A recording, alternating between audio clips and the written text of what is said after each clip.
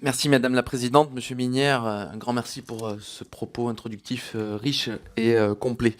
L'accident de Fukushima de mars 2011 a révélé une vulnérabilité des installations nucléaires en cas d'agression naturelle extrême et multiple. Suite à cet accident, l'autorité de sûreté nucléaire a souhaité que des évaluations complémentaires de sûreté soient menées sur notre territoire. Sur la base de ces évaluations, EDF a mis en place plusieurs dispositifs, notamment un noyau dur post-Fukushima de dispositifs matériels et organisationnels.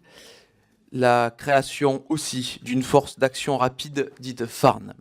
Monsieur le directeur, pourriez-vous détailler les moyens humains, financiers et matériels, notamment en matière de radioprotection, ainsi que le calendrier précis de déploiement de ces dispositifs? Par ailleurs, le ministre d'État Nicolas Hulot a exposé ces dernières heures une vision réaliste et pragmatique. D'une part, Fessenheim sera bien fermé dans le quinquennat. Ce sera un cas d'école en l'espèce. Deuxièmement, l'objectif de réduire à 50% la part du nucléaire d'ici à 2025 ne sera pas atteint. Cela pose la question de la durée d'exploitation du parc. Et à ce titre, le projet de maintenance d'EDF, appelé programme Grand Carénage, a pour ambition d'une part de rénover le parc nucléaire français, mais aussi d'augmenter le niveau de sûreté des réacteurs. Ce programme permettrait ainsi d'exploiter le parc au-delà de 40 ans, durée pour laquelle les réacteurs EDF ont été conçus à l'origine.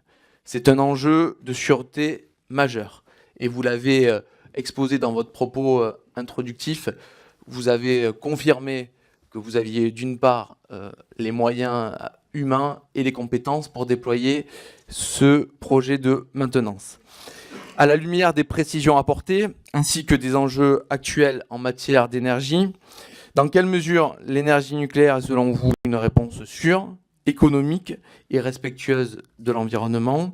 Et quel regard portez-vous sur le nucléaire du futur, en particulier sur la fusion? Je vous remercie.